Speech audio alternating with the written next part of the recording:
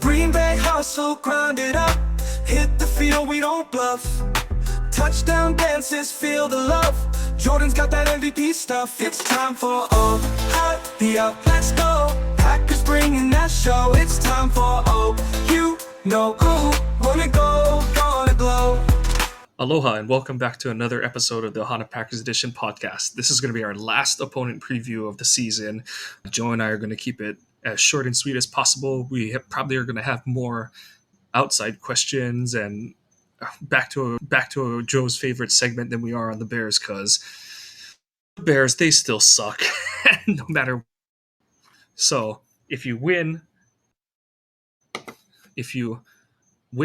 and the Commanders lose, you are the 6th seed and you avoid playing the Eagles for another week. So that would be a big thing. And that's a team. I know the Rams aren't the same team that we played back in week 5, but they're a team that you've had success against. They are playing better, but I do think the matchup is a little bit better for Green Bay at this point, especially given the Jair news that came out today. Bummer. But as we said, people saying that he was faking it, stealing money from the team, all stupid comments to make. It's pretty clear that he was doing everything. Xavier McKinney basically echoed that, showed that there was no rift in the locker room over what Jair was dealing with and all that kind of crap. All the really stupid shit that people were trying to point out and make Ja out to be a selfish, individual who didn't care about the team and only cared about his money. That got shut up pretty quick today, as LaFleur said, hasn't worked out the way they wanted it to. So, it's a bummer, but now it's on Hafley to just do what he's got to do. And honestly, this is a week where you should be testing what you can do against. This is a beat up Bears O-line. They might be missing the left side of their O-line because Braxton Jones, their starting left tackle, is on IR. Tevin Jenkins is again dealing with injury during the week. He was a DNP on Wednesday. But there's still the ghost of Keenan Allen. Roma Dunze is going to be a good player. DJ Moore is, despite all his antics this season, he is still a good wide receiver. And there's a lot you can glean from this week if you do, if you're Hafley and you change things up this week and try some different things. Try run some man, go with tighter bump coverage, all those kind of things. Just change it up. At least put some different things on film so that it's not the same repetition stuff that other teams are scheming for. You kind of put some doubt in the back of their mind.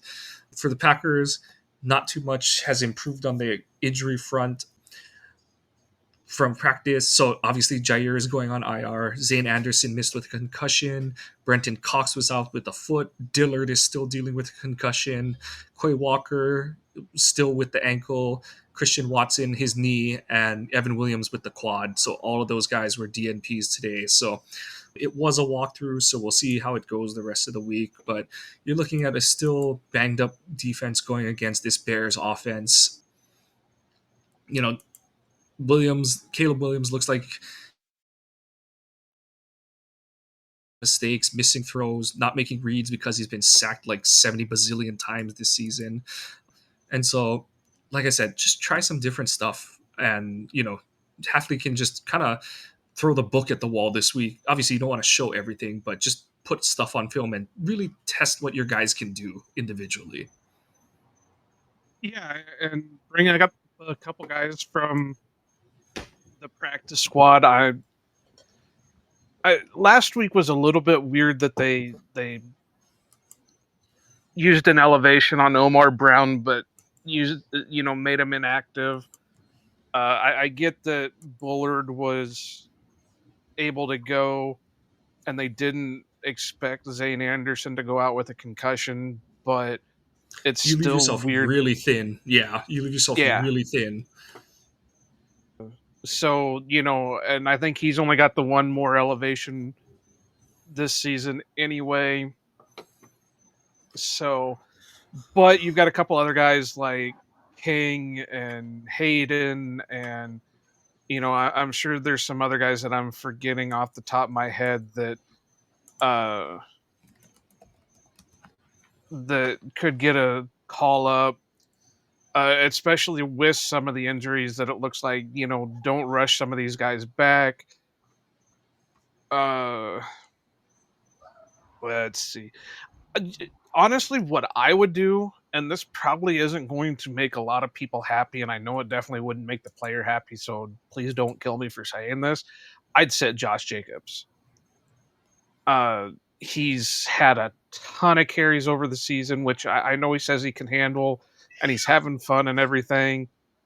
But he's one of them that is dealing with, I think it says, a wrist injury, and he was limited for today. So, just uh, just sit him, run with Emmanuel Wilson, run with Chris Brooks, even though it says Brooks is dealing with an ankle injury. Also, call up a couple guys if you have to. Like they just brought Deshaun Fenwick in. They've got I think that's the only one they got on the practice squad right now. You know, bring up maybe Michael Barrett, who's a linebacker, to fill a spot if need be. Uh, just bring some of these guys up, rest some of the guys that are dealing with an injury, like uh, like Jacobs, like Britton Cox, like Quay Walker, like Evan Williams. You know, don't rush them back unless you absolutely need them. Rest them. Rest Josh Jacobs. Rest Quay. Rest Christian. Bring up some practice squad guys and call it good. Because while yes, it would be great to win over the Bears, and they better win over the Bears, otherwise all hell will break loose. Uh, it's it should not be a tough game. Kind of like I was saying with the Saints game, it should not be a tough game. I agree with you. And So honestly, the way to look at this from the Packers' point of view is not like, oh, Josh Jacobs is out, or oh, like, honestly, this is a game where LaFleur, Jordan, the receiving, the wide receivers and tight ends, it's like we are going to win this game with offense. Like, yes, obviously, like I said, Halfley experiment. You want to still see the defense play well against an offense that has been struggling for a while. Want to see the pass rush come back against a bad O line.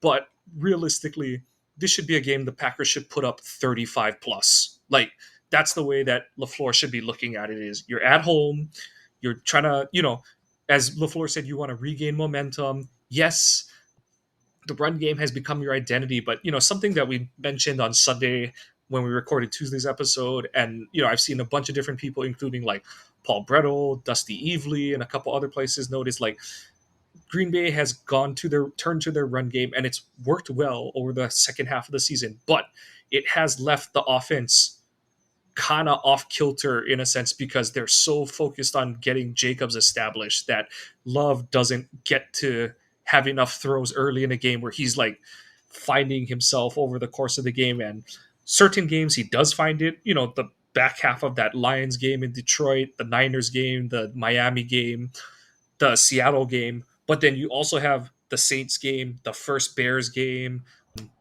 this Minnesota game last week where it's just like he's just so out of rhythm because they you just have inconsistent drives. And against a bad team in the Saints and the Bears it was fine, you got enough plays together to put a winning score on the board. But against a good team in the Vikings it just cost you because between Love being just that much off, your O line not protecting as well, and your receivers dropping the ball, it costs you the game. So that's something that, like I said, I agree with you. Like it's not the full like the like if you're the first overall seed and you have a chance to rest guys. You know, Green Bay's only shot is all these guys who could return do return. And so you want them to be as healthy as they can be going into the playoffs. And at the same time, like I said, put the onus on Jordan LaFleur to get this pass game going. You still have guys in Wilson and Brooks who are running the ball so effectively and with so much force that you can do more than enough things on the ground. I know they'll incorporate like Melton and Reed in the run game as well, but really like get the pass game going, get some good stuff on film to get Jordan feeling good about himself again heading into the playoffs. And it would help getting some of the other receivers incorporated. If you set Watson, you've still got Melton and you still got Heath that can go out there and play. So, and like I said, do some call ups. If you, I know that you can only do what, two uh practice squad elevations a week, but they're going to have an open spot on the roster anyway. So unless they're bringing somebody from the outside in, it makes sense to, okay, we're going to bring this guy up for the Jair spot, and then our two elevations are going to be, you know, Jim Bob and Cooter, and you know, uh, and then sit, Josh Jacobs, sit Christian Watson, because like you said, we're going to need them come playoff time. If they think that they can make a deep playoff run, they're going to need a lot of these guys back and healthy, and it's better to have them 80% healthy in the playoffs instead of trying, you know, 60% healthy and playing a not big game against the Bears. Yep, I agree with If that you. makes And no, it makes total sense. And it really is the only prudent action you can make at this point where, like you said, obviously you want the team to be playing as well as it can be, but you don't have a bye week. You've got to find ways to get guys healthy on your own time at this point. And that's kind of the point we keep circling back to is this is a game, the spread is like 10 or something like that. You should win this game no matter who you put out there, so long as Jordan Love is your quarterback. And, as much as we're saying for Halfley to experiment, this is also for LaFleur to experiment. Create a game plan around Romeo Dobbs and Tucker Kraft. Like, make the two of them the backbone of your offensive passing scheme. And then that way you can work Jaden Reed off of that. You can work Bo Melton as a deep threat off of that. You can reintegrate Musgrave as a seam threat into that offense. So as much as it is a big week for Halfley, I do think it's a big week for LaFleur because he does need to, as much as they say like Watson could have maybe played last week and yada yada yada, he does need to prepare and he not this isn't a shot at Watson at all, but like he's got at best he's got a deep bone bruise on his knee, and those are the kind of injuries where like it doesn't get better till it does, and you don't know how that thing's gonna feel until you roll out of bed on game day and stuff. So he can't craft his game plan based on the idea that he's going to be there unless he's just later this week is like, oh yeah, I'm feeling great and we're good to go kind of thing. But that's generally not how these injuries go. But yeah, I think that this is a week where, kind of like we said last week, but especially this week, your offense needs to set the tone. Your passing game needs to be your best weapon, your passing offense becomes your best defense. All the cliches you want to throw out there, that's what this week's got to be. And just let Halfley it's a disappointing offense, but it has the potential to be dynamic if you don't play smart, you don't read your keys and play disciplined on the back end. And then, offensively, we saw what happened if you don't take advantage of your opportunities against this Bears team. And that was half a season ago when they still realistically had something to play for. Now, this team is, 1-2-3 Cancun mode. So it's like, you know, and the Packers, they were on their way to going up 14-0, 10-0 until Love throws that bad interception. It's like, it just shows you can't miss these kind of opportunities up going into this game because you definitely can do what you did to the Saints against the Bears this week. And that should be the goal for this Packers offense. Can you think of, off the top of your head, and maybe you can't because I know I can't, when's the last time the Packers didn't have a 4,000 yard passer? Um, It honestly, it might be Roger. It might be the Super Bowl season because Rogers missed the. Oh no, I know what it is. It's 2017. His collarbone. Okay. All right. I was gonna say because I was trying to think because Love isn't going to hit 4,000 this year. He's only at 3320. So I was just curious about when the last time. So that just shows that, yeah, I know he was injured and out for a couple of games, but that just kind of shows that the offense is more tilted towards the run game than it is the pass game at the moment.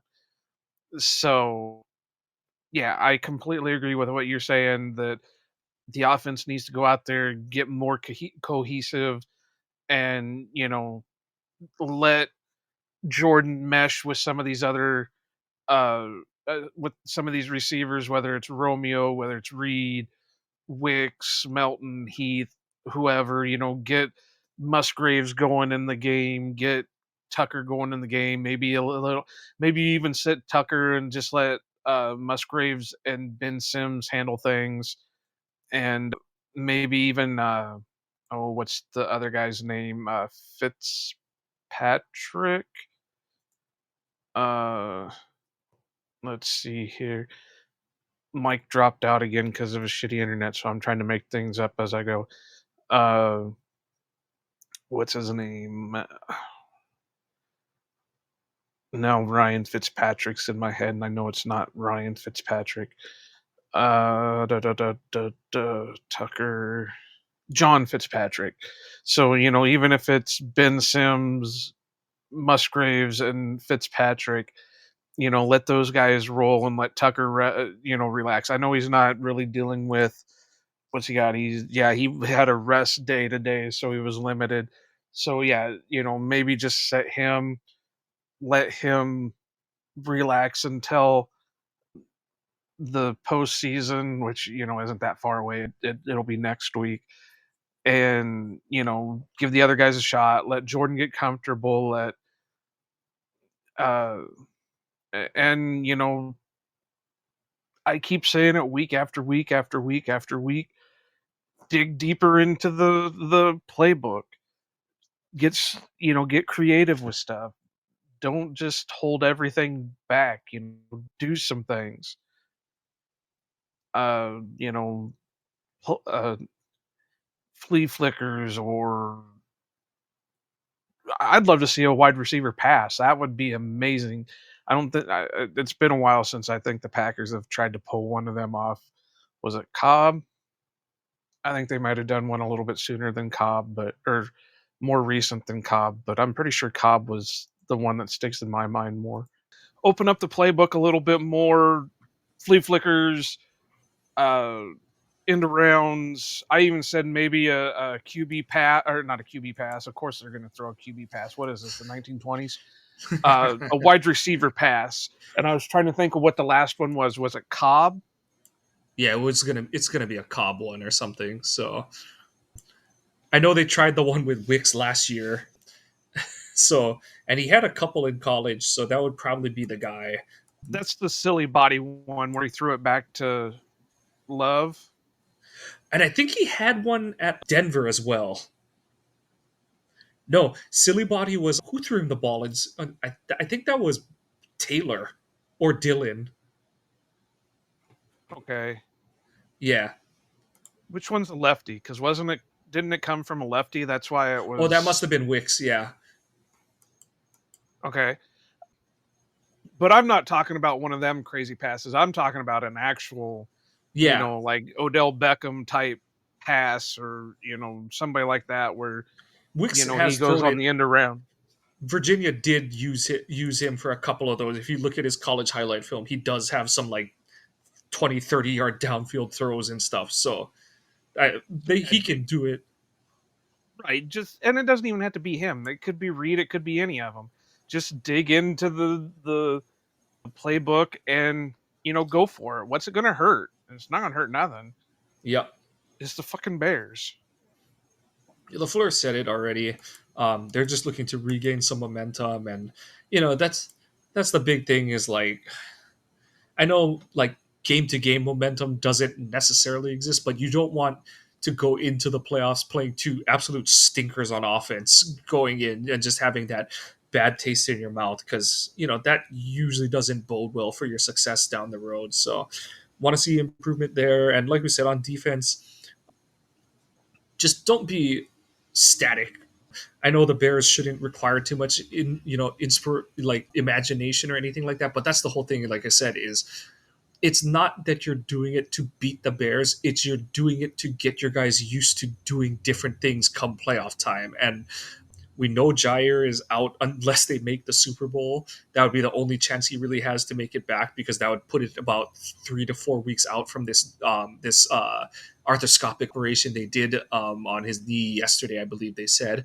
And so yeah, and you're not like Jordan would have to go like Toyotathon on roids for them to make it to the Super Bowl playing the style of defense they're playing, because they're gonna have to face one of or two of the Lions, Vikings, or Eagles to make it to the Super Bowl. You just can't keep playing the same style of defense. And whether it's Which is weird for you to say, considering how well the defense is, how they're doing. Because I was looking at that earlier before or during one of your internet malfunctions, and they're 17th in defensive passing yards per game, given per game, and they're 6th in rushing yards. That's probably the best this defense has been in decade, at least.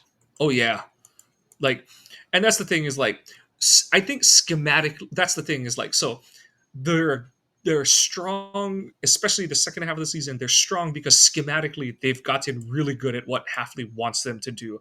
The problem is that they struggled against the better teams, not because they're necessarily making mistakes. I know they had the blown coverage on the Naylor touchdown and all that kind of stuff, but the problem is that their weaknesses due to injury, lack of talent, whatever way you want to call it, those things get amplified and found by good teams. And I mean, the Naylor touchdown is because they're trying so hard to cover up for deficiencies on the perimeter that you let a guy through like what shouldn't happen, but it's because you have all eyes are spotlighted on other players. So it's a big thing this week. And like I said, you're my whole thing is you're not going to win playing this umbrella or soft coverage. You've got to change things up. And that's where it's like I said, there is something to play for. You are still playing for the 6th seed, but at the same time, like you said, it's not that it doesn't matter that they win. Obviously, we always want to beat the Bears, but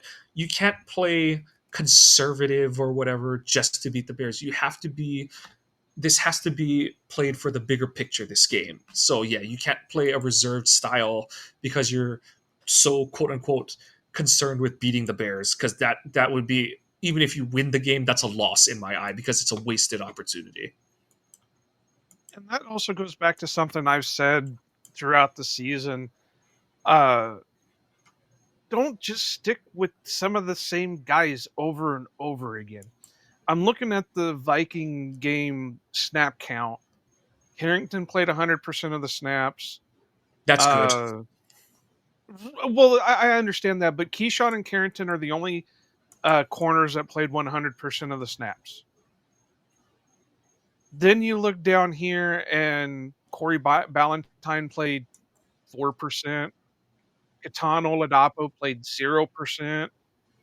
Uh, um, what was the other one I was looking at? Hopper, I'm assuming, or No, I think Hopper was out for the game, wasn't he? Nope, he no, he played, played. but he was 0%. Yeah. And so it just Robert Rochelle 0%. Mm. What's the use of having them as on the roster if you're not going to rotate them in and out? I get, and I'm not saying anything against Carrington. It's great that he played as many snaps as he did. It's great as well as I mean, we were talking it up. He's been playing a hell of a game the last few weeks, and it just it boggles my mind that they have these guys there that they won't use them for anything. They would rather just continue to trot out and wear out these guys than try something different. Bullard, 94% of the snaps. And I do think Xavier that McKinney, was 100% of the snaps. that's not a surprise. But the Bullard one too, like that's a lot of that is on the fact that you don't have Williams. You lose Anderson like the first like 5 minutes of the game kind of thing and stuff. So yeah, it's But what I'm saying is you lost Zane Anderson, so you would think that would obviously bump Catan up a little bit, even for like 10% of the snaps. yeah. And that's where I But agree is like you've got to start like I know that they're probably not ready, Oladapo and Hopper, but you know what the guys you have can and not so much in Oladapo's case, but more in Hopper's case is like you know how limited Wilson and McDuffie are in coverage, and you know how that compromises your defense. So it's like honestly, just like and they kind of talked about it after the game. LaFleur basically outright said like Edge Cooper, he made a lot of nice plays, but he had a lot of bad plays too, and just trying to find the medium in between. But I think that with Hopper, you have to be willing to live with the bad to get the good side of it too, because yes, he might be 50-50, but the way you can't look at it as only he's 50-50. You have to look at it as well that Wilson and McDuffie are no better than 50-50 because they're physically, athletically incapable of getting to a spot, or because they're both short, incapable of like taking away throws down the middle of the field and stuff like that. So you have to look at it from that side as well. I get it at the beginning of the season. You're trying to, Hafley's trying to establish a new scheme. You're trying to get as many reliable pieces in place and all that kind of stuff. But when the playoffs is all about what can your ceiling be, we know that they are capped with McDuffie and Eric Wilson playing so many of the linebacker snaps, especially with Quay out. You've got to generate some kind of, guys who can just, even if it's by dumb luck and they're actually making a mistake, that they have the athleticism to be in a spot that those other guys couldn't get to. And in that way, I do say that's where you kind of want to play Oladapo as your nickel or as your strong safety, because whether it's him in the slot and Bullard back, or Bullard in the slot and him and Oladapo back, just have guys who have the athleticism, the requisite athleticism to do things that some of the guys getting snaps now can't make. So that's the way you've got to look at it. It's all about ceiling, and the floor, you can't view it as a static floor anymore, because those other guys' inability to make plays is a lower floor as well. No matter how much they may better know the scheme kind of thing. Like you have to look at it from that side. But yeah, how do you get better? you got to By play. going out there and play. Exactly. And Practice. yeah, and I do like how they've handled Edge to this point, because you can't have him, in the middle of the season busting stuff every other play and things like that. But now you're at the point where you've established that Edge makes the right play, let's say 2/3 of the time, and of that 2/3 of the time, 50% of the time, he's making a dynamic, explosive, creating a negative play for the opposing offense. And that's why you can live with him, and it's unfortunate that his last mistake was the final third down conversion for the Vikings. Like, that's just how the cookie crumbles sometimes. And at this point, it's like, okay, I don't know what Hopper's percentage would be, but you've got to roll the dice and see what you got there, and just get more athletic guys on the field. Right. Even if it's like for 10% of the snaps, just to get him out there. Because like I said, practice can only do so much for a player. Yep. You got to get them into the live action. You got to get them into a position where they can at least see what they're dealing with out there. And then you can coach them up by what you're seeing them do on the field. Exactly. So, yeah. All right. I think we're pretty much on the same boat on all that. Yeah. So I think we can move on. Yep. You want to do any over-unders this week, or you want to just get into your talking point, your TED Talk? No, let's not do any over-unders because right now we don't know who's all playing and who's all sitting, and no, you tell her no. Whatever she's trying to give you, you don't need it. No, we don't know who's all in and who's all out. So if they Oh yeah, yeah, yeah. decide to sit like Josh Jacobs, then that obviously takes out. Is he going to get one touchdown? Whatever. So no, we'll skip the over unders for this week and we'll just go right into what you called my TED talk. So obviously, I am more active on Blue Sky than I am on the Elon machine, and I was skeeted at by Gumby Brain Doc. And the question goes, "Hey Joe, I've enjoyed your podcast, which we really appreciate. We don't get too many people that say that, so either we're doing something right or you're doing something wrong. I was wondering what you think is going on with Van Ness, just young and raw, but can still become a difference maker. Lots of fans are giving up on him already." And Mike, I know we've talked about this a lot over this season, and there's just so many times that you can go over certain things with it. The big reason I don't, and this is going to be sound completely biased. So if somebody throws me out there as an argument, it's going to appear biased just because I am who I am and I like who I like. But there's some big contributions to why he hasn't hit anything yet. One, obviously, this is just his second year. And I know, well, the excuse is going to be, well, this guy has done this and this guy's done that. And, why isn't he doing, having more success? Well, that brings me to number two. This is his first year in a new system. So far, he's had two defensive coordinators. He's had two systems that are completely different than completely different sides of the spectrum to be in it. We always give quarterbacks the benefit of doubt when there's a change in head coach and offensive coordinator, but we never think about how other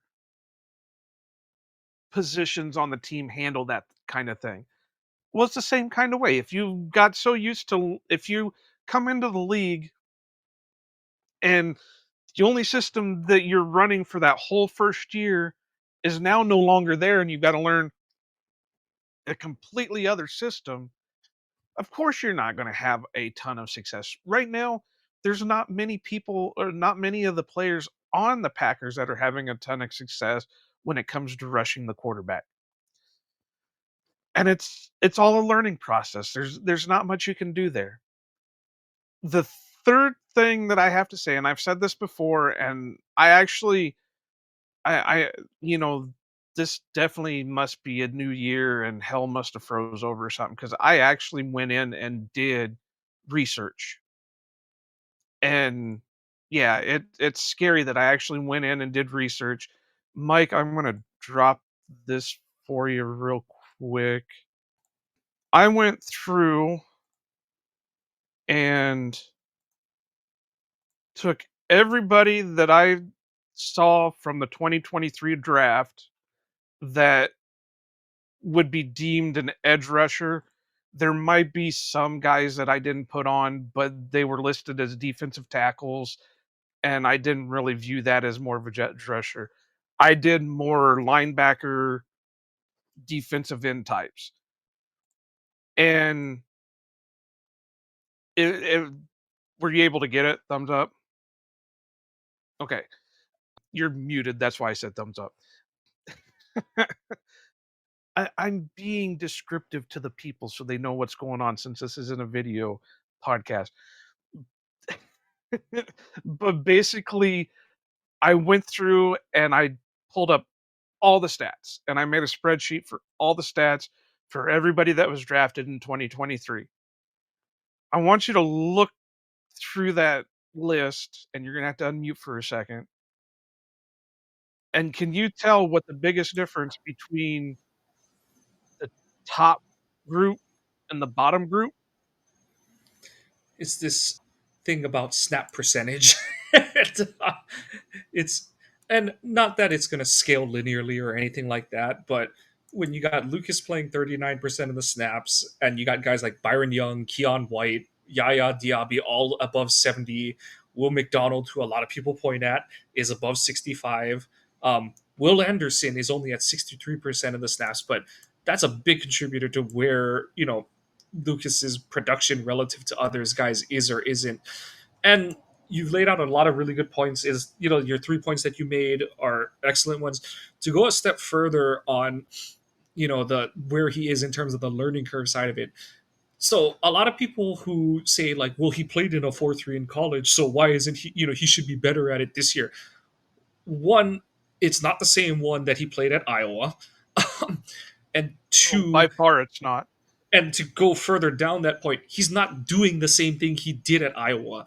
At No. Iowa, he played like Justin Tuck used to for the Giants, where he would start on the outside, he would start at defensive end, on base downs, run downs, whatever you want to call it. But on definitive passing situations, he was rushing as the 3 technique, and he was really effective as it. And you know, that's one of those areas where I do wish Halfley would allow Lucas the benefit to rush from the interior. Not that he's like this immaculate technician or just that he does something like elite at an elite level, but his athleticism plays up. His you combine that with his size and like his arm length and all those physical traits and athleticism, they combine to play up when he plays on the interior, because most guards are not equipped to handle what he's got on the inside, even if it is just like a straight, jab step and cut the other way kind of thing. And the pressure stats are up over the second half of the season. The joke is that, not joke, but since the bye week, he's like top 5 or 10 in the league in terms of pressure stats, per like PFF and a couple other sites. So like there's improvement there, but kind of like what we said about Tucker Craft last season is like, do give him some things that he is like really used to doing while you have him learn other stuff. And at the same time, he's got the same number of sacks through 2 seasons that Rashawn had. Rashawn was more playing on the edge like 80-90% of the time at Michigan, as opposed to where Lucas was like, I don't have the exact number, but I feel like it was closer to 50-50 or maybe 60-40, like where he was on the edge versus where he was rushing on the interior.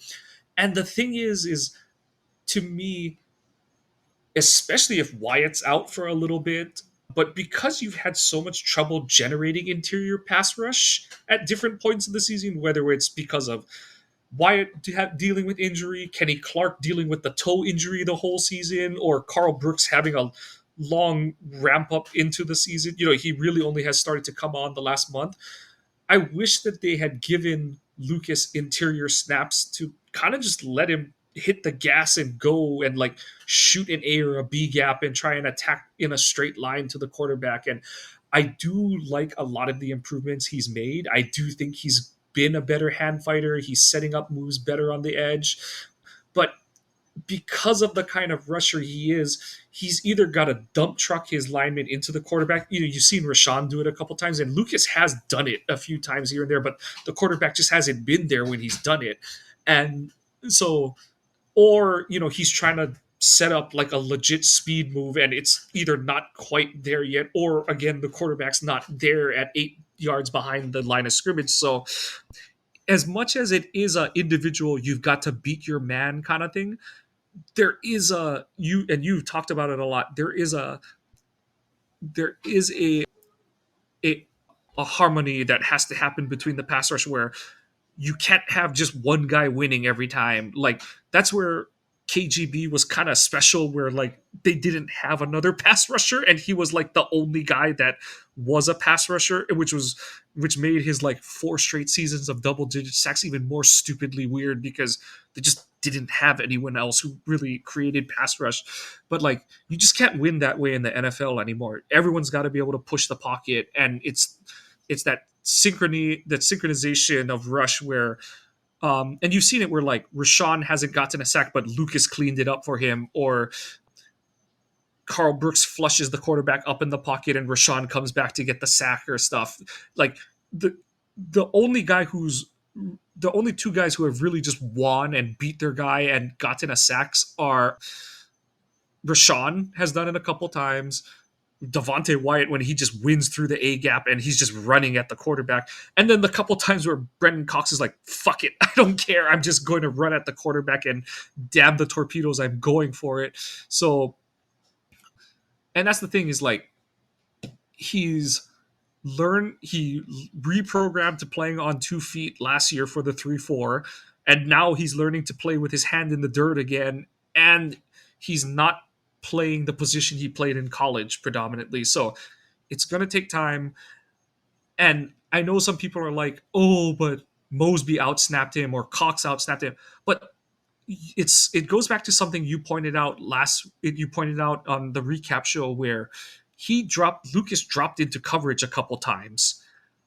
And to me, that's why Mosby and Cox played over him, is they're both guys who did that a lot more in college.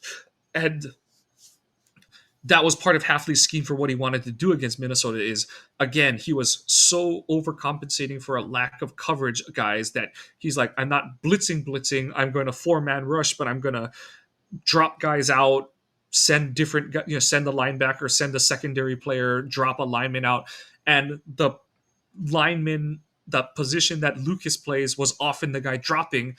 And like, someone pointed out like, oh, Lucas is dropping, but he's dropping where no one is. I'm like, well, it's because he never drops. Like, he didn't drop in college very much. I know they used him as a spy every once in a while, but that's not the same as zone dropping out of a defensive end stance and stuff. And Barry sure as hell didn't have him doing that last year. So yeah, like, there's context with everything, and if you don't understand the context, it's not like they're disappointed in it's not solely, I should say, they're disappointed in him. And you've heard Rebrovich talk about, you've heard Hafley talk about how they like what they're seeing out of him. Yes, they want to see him make more plays, but the progression is there. You just have to look with the right keys and the right context to understand what's happening there. So, like, yes, obviously we'd love him to be an 8+ sack guy this year and playing 60% of the snaps, but even if he had turned the corner, he was never going to be above 50% of the snaps because of how they're trying to. Even Rashawn isn't playing like over 65% of the snaps this year. So that's just how they're rotating so heavily this season. And like, if your top guy isn't playing that many of the snaps, your third or fourth, depending on how you want to look at it, edge rusher isn't going to play that many of the snaps. So that's just how it is. And honestly, I would be more concerned if he was like inactive or something, which obviously he's not. So I think they're progressing. And like I said, I just wish that they would let him do some of the stuff he did in college. And I think it would help the defense if he got to rush from a 3 technique stance and stuff. Right. And just to go back to my table here, because I put a lot of work into this, so I'm going to go back to it as much as I can. Tyree Wilson went number 7 overall, which was 6 spots before Lucas went. He's only playing 50% of the snaps, and that's with a bad team in Las Vegas. And Max Crosby has been out for like a couple weeks, or he's on IR. So yeah, he's only playing 50% of the snaps. He's only got a sack and a half more than Lucas does. They've got the same amount of tackles for loss. Lucas has more tackles overall. Tyree's only got 4 more QB hits and 4 more QB hurries.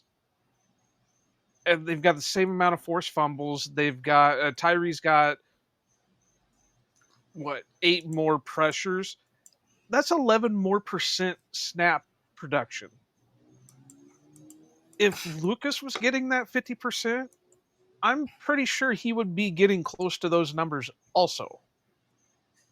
But like Mike pointed out, they're relying on that heavy rotation, which it's not a bad thing. You want to have a ton of guys out that you can rotate in and out. But And at the yes, he's same kind of playing. Go And at the ahead. same time, though, like the rotation is nice from a freshness standpoint, but if you talk to guys who rush the passer, it's it's all a setup. Like you're trying to read the offensive lineman you're going against. You gotta and you're just like the Jordy Nelson route where it's like we're gonna run this route, run this route, run this route, and then bam, we're gonna hit you with this double move that like feels like it's open every time we run the play action the way we do. It's the same thing for pass rushers, and so like Rashawn's only playing 60% of the snaps on the season. That's your number one edge rusher, is playing 60% of the snaps.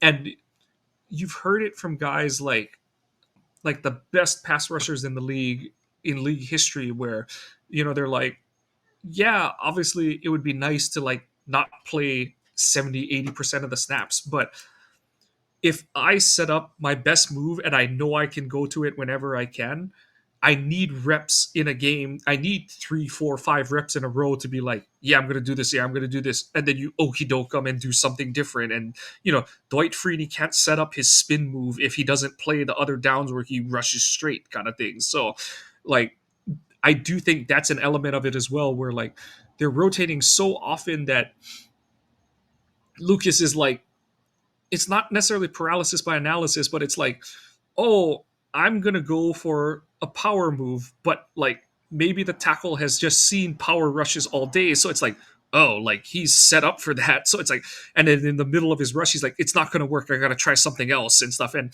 yes, developing counters and initiating his counters more quickly, that's all part of his improvement process. But that's stuff that just like we were talking about with Hopper and Oladapo, that takes reps. And I know some people will say like, well, he's not demanding a higher snap. What? Like, if the number one edge rusher is only playing 60% of the snaps, your number 3 or 4 guy is not going to outsnap him. And maybe that'll change with Halfley next year. But like I said, if Lucas does increase his snap count, I think it's going to be because he's getting roughly the same amount of snaps on the edge, but on passing downs, he's getting more interior rush snaps and stuff like that. And I think that's another thing I would love to see Halfley experiment with this week especially against the Bears, where having the most athletes you can to corral Williams would be a bonus. So, like I said, this just goes into another reason why, like, use this week to cook some crazy shit up. And that's kind of where I'm going to leave it with Lucas. It all ties in together. Like it really does. Not even trying to like come up with that. It really just all does tie into. Halfley has done an amazing job of being way more open-minded, imaginative with how he schemes and attacks opposing offenses. But there's still another level that he can go to. And I it's one of the angles that I'm really hoping to see both this game. They have 2 guaranteed games. They have this Bears game, and then they have whatever wild card game they play on the playoffs. And I really do hope we see different things from Halfley, because whether they do or don't work, if they don't work, honestly, that's more an indictment of the players. I want to see Halfley throw the kitchen sink at this point, because that'll have me a lot more excited about where we go moving forward.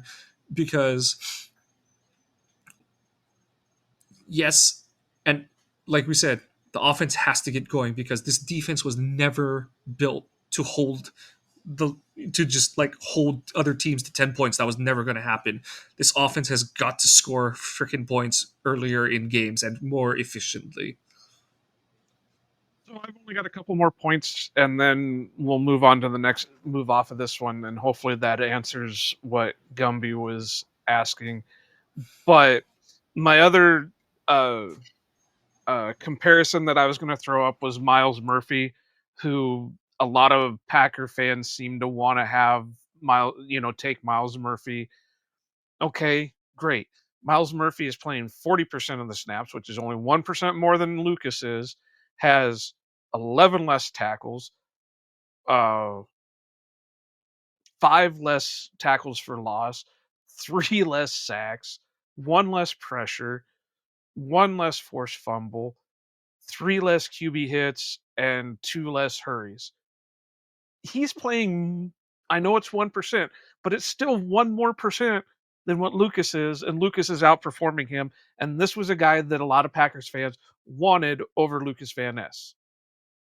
I know the big name is Will McDonald, but and I'll throw those numbers out here for people who are thinking that he's playing 65% of the snaps with the New York Jets. He's got 7 more uh no, he's only got 4 more tackles for a loss, but he's got 7 more sacks. That's it. And he's got 5 less tackles at all. He's got more pressures, but that comes with the snap percentage. You know, and that was the other point that I was going to make was you pointed it out perfectly. Lucas came from a school where you had, and Mike knows this just as well because Michigan's the same way. They're blue collar, blue chip prospects. These guys are, they. What's the saying about the blue collar ones? They're the ones that bring their lunch pails to work. They're guys that go out there and work their ass off. And like you said, he's got to see the field more to be able to set up his stuff. It doesn't come easy for him to set up his pass rush moves. Yes, he didn't start for Iowa for, whatever reasons, but just because he wasn't the starter doesn't mean he didn't play the majority of the snaps for the Hawkeyes. And he had success when he was playing more snaps.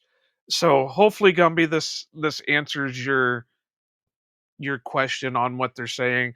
Basically, when fans are telling you that that the Packers should give up on him, just tell them to shut the fuck up. So Nicely done. like that segue. So technically, I've got 2 of them, and Mike, you kind of brought it up earlier, and I was going to jump in on it then, but I was like, no, I'll wait.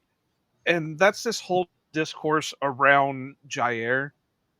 And I'm seeing a lot of people, and there's one specifically that keeps throwing this out there. And I think it's his, if it happens, it's my I told you so moment. And that's good old Pete Bukowski, who keeps saying that, well, Jair's played his last snaps with the Green Bay Packers. No, I don't see it. For one, it doesn't make sense. The Packers aren't hurting for money. I think it was Wendell Ferreira that just released an article today or yesterday that they're going to have a hefty amount of money rolling over to next year. Over the cap puts them at almost $65 million in cap space next year in 2025. So technically this year, but the next season. That's a lot of money. I know there's a lot of guys that they're going to have to re-sign, and there's a lot of stuff right there, and draft picks and everything else. But the Packers are not in cap hell that they have to do anything with Jair. Based on over the cap numbers, if the Packers were to release Jair for the 2025 season, dead money is $18 million. The cap relief is only $7 million. Doesn't make sense to you? Doesn't make sense to me. And it's not even just it's not even just the money side of it. And I know some people are going to say like, "Well, you don't know who's going to get cut." No, I don't. I'm basing this off of who the fuck is going to be a free agent when the clock who is definitely going to be a free agent when the clock strikes midnight on March 3rd or whatever the turnover date for the new league year is. This cornerback free agent class sucks. Like you're not finding a Jair level player on the, you're not bidding warring someone away from another team. The franchise tag still exists. And the only one that I know that's appetizing is maybe Asante Samuel Jr. And he's had a bad 3 years since. Like his rookie year was really good, and it's just been all mess since. So that's a reclamation project.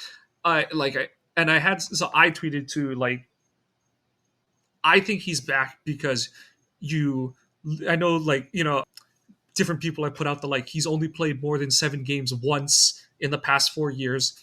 Okay, and I know this is kind of cherry picking, but that one season he was in All Pro. 2021, how does he get hurt? he takes on Najee Harris and fucks his shoulder up. That's a freak injury.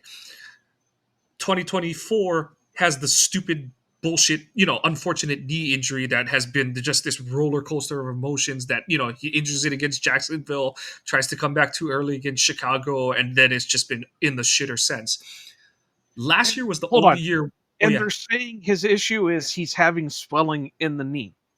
Yeah, That's why he's been able to practice but hasn't been able to play.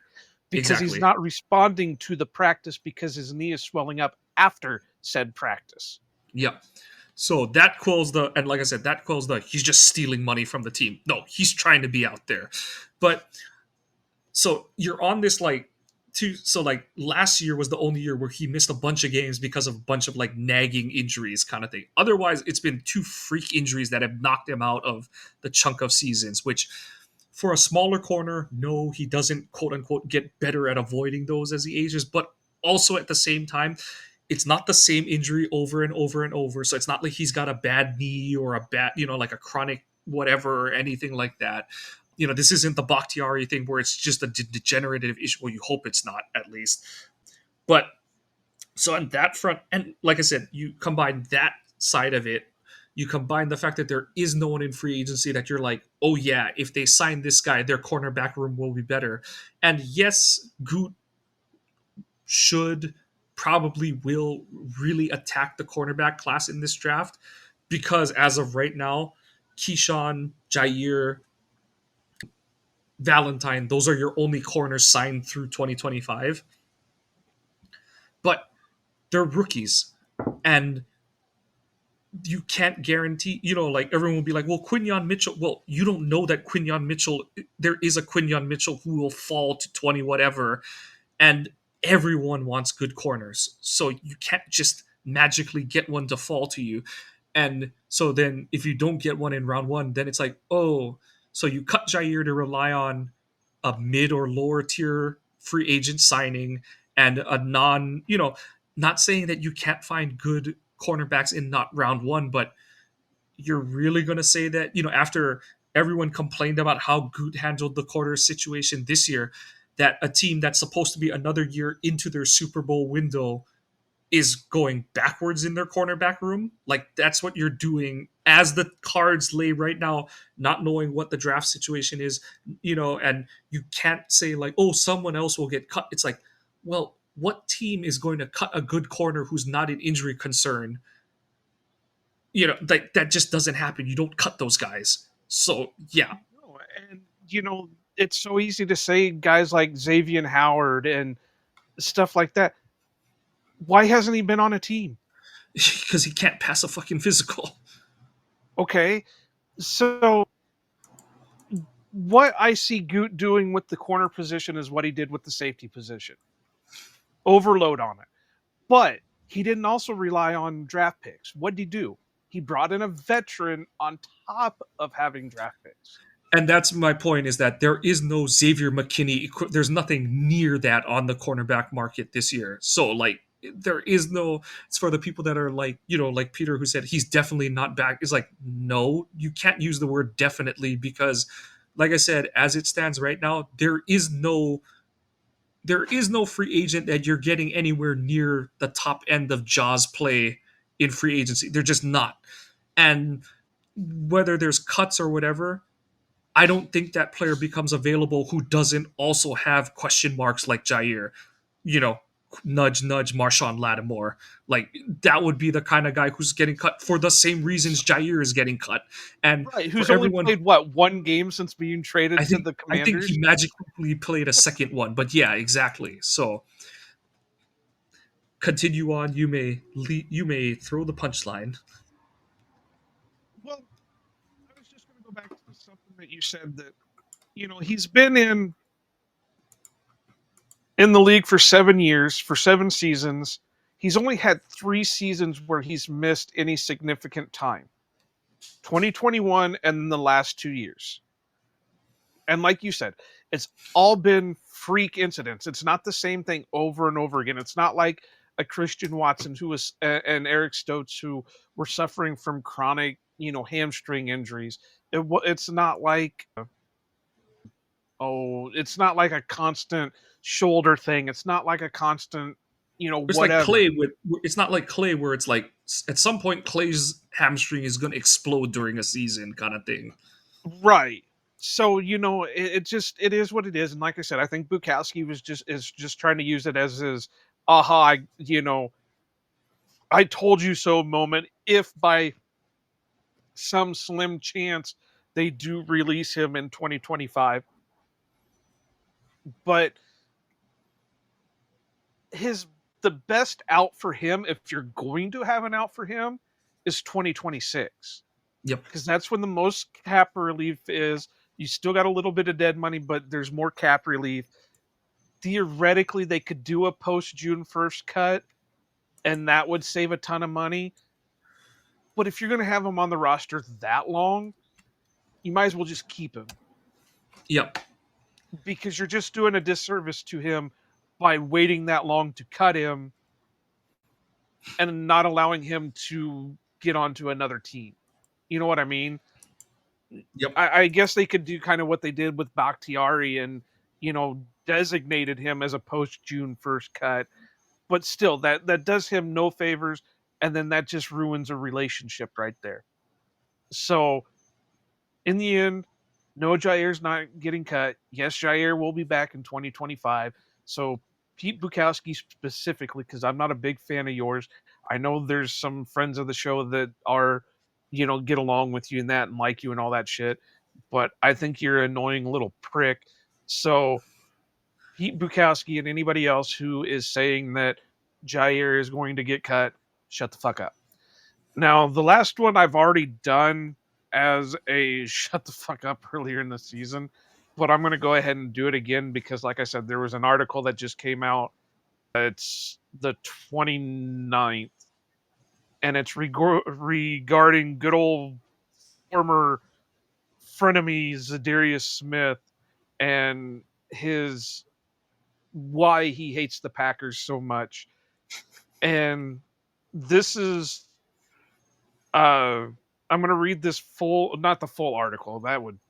We're already over time on this, so I'm going to read you a portion of it real quick and get into it. So, quote, "It wasn't right. I gave that team my all. They lied to me about my back," Smith told Go Long.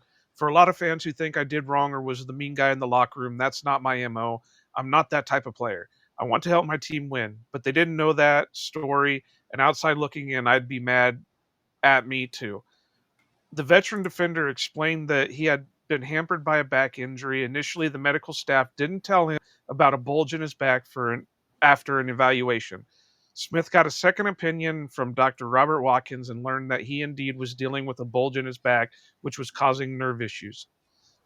Smith flew out to California for this evaluation, which did not go over well with the Packers. When he returned out to California to have surgery, the Packers fined him every day he was gone. "This is what the fans aren't knowing. It added up to $1 million, Smith said. "They didn't void it. They kept it because I wanted to leave and go check my back out." End quote. So, I know that was a long thing that I read, but basically, and this comment has gotten me over like 300 upvotes on Reddit, so I'm going to do it here, and hopefully it gets me some points on podcasting. With as conservative as this medical staff is, there is no way in hell they're not going to tell you about an issue they know about. You cannot tell me otherwise. This is the same group that dealt with Bakhtiari for the last 3 years. This is the same group that we're talking about Jair about this year. This is the same group that kept Aaron Rodgers from pushing himself back from broken collarbones. This is the same group that worked with Romeo Doubs through his concussion this year. There is no way in hell this medical staff, Dr. McKenzie or whoever's the physician anymore, I think it's still Dr. McKenzie, is going to see a bulging disc in your back and say, "Nah, you're good, bud. You're good. You can go out there and play. You're set. There's nothing wrong with you." there is no way in hell that's going to happen. The Plus, that doesn't explain what happened to you with Cleveland. That doesn't explain what happened to you in Minnesota. So, yes, there might have been an issue. I'm not saying there was no injury. I'm not saying you didn't have some kind of dispute with the medical staff. My opinion is the medical staff told you there was something wrong with your back, but they weren't quite sure exactly what it was.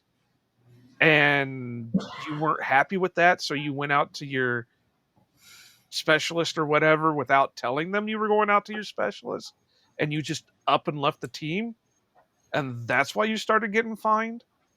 But for you to sit there and cut these guys down 3 years after the fact and come out and claim it was the medical staff, no, I'm sorry, I can't believe it. it just goes it's cowardly because he knows the team can't say anything because they'll sue over HIPAA violations and all that kind of crap. But what Zedarius is conveniently leaving out is, and I'd have to look at, but I believe the story was he hurt his back like early or like in earlier in the middle of the offseason. And I'm pretty sure his whole thing, like, oh, the Packers, they fined me for no reason. I'm pretty sure what the Packers were pissed off about is he basically used his back injury as like, I'm not getting it treated until we talk about my contract kind of thing. And like the whole way that like the reason that, not, and this isn't the like, I picked the team or the blah, but obviously hindsight is 2020, but there always did seem to be something a little off between the team and Zedarius. Like everything didn't always seem to be hunky dory, except for the day that he signed his name on the dotted line for that contract. But that whole season, Lafleur seemed like, like everyone's like, oh, like he's not very forthcoming on Jair or Bakhtiari, but with the Zedarius one, it was a very different tone. Like instead of being irritated at the question, he was irritated that he had to answer the question. And I know a lot of people will say like that's the same. No, it's not. Like the Jair and Bakhtiari one, he's like, look, I don't have an update for you. The Zedarius ones were like weird because he was giving like short of saying like, well, Zedarius should have figured that out. God, like he had some really fiery ones during the season. And like he pretty much said like, I think there was a point where he said like, I'm not going to answer it anymore because I'm just going to get myself and the team in trouble kind of thing, which spoke so many volumes about like where that situation had devolved to and stuff. But it's like I said, I don't put too much attention to it because I just think it's a cowardly move by Zedarius because he knows the team can't really say anything outside of like, it's unfortunate he thinks that way, but we know what we know and he can say whatever. Like that's really all the Packers can say at this point. So yeah, medical staff could do, and it would be friggin' hilarious if they did it, is Zedarius is pretty much saying malpractice without using the word malpractice. right. And they could sue for defamation of character. They could. And that would be hilarious on top of hilarious. Now they're not going to do it because the Packers No. are always going to play the bigger man in the thing. We all know what the situation was with Zedarius, starting with him not being happy. He didn't get the captaincy, so he went out and bought the giant pendant C. And I was trying to remember, didn't they go from giving out captaincies to it was team voted? The players on the team voted for who the captains were each week. Something like that. Yeah. So if the players aren't voting you as captain, don't you see that as an issue more than the team Yeah. itself as an issue? And like I said, what he conveniently left out of that story is at the end of 2020 was the news that he was upset that the Packers weren't approaching him about a contract extension and all that kind of stuff. Then the back injury magically pops up around the time of the 2021 draft and all that kind of stuff. Or it like pops up at the beginning of training camp. And then the team's like, well, yeah, he hurt himself like around the draft and it's still a problem and stuff. So yeah, like it all points back to money, and he can try and explain it away however he wants, but like the fond memories of 2019 and stuff, everyone only remembers like the no shows in the playoff and all. So it is what it is, but you can say the line because we'll put a bow on this episode. Right. And just to repeat what I said, you know, what explains the Minnesota, why aren't you saying anything about Minnesota? Because you did the same thing with Minnesota. Why aren't you saying anything about Cleveland? Because you basically did the same thing in Cleveland to get your way out of Cleveland. I think there is an issue, but it's the one looking at yourself in the mirror, or looking back at you in the mirror. Did the team do you right? Maybe not. But to come out and blast them like this in things that Packer fans are a little bit more knowing on, because they may not know the full thing on, your whole medical record, but we know how this medical staff is. We know what they're able to, that they're going to hold you out for reasons. So for you to come out and blast it like this, it's a very douchebag move.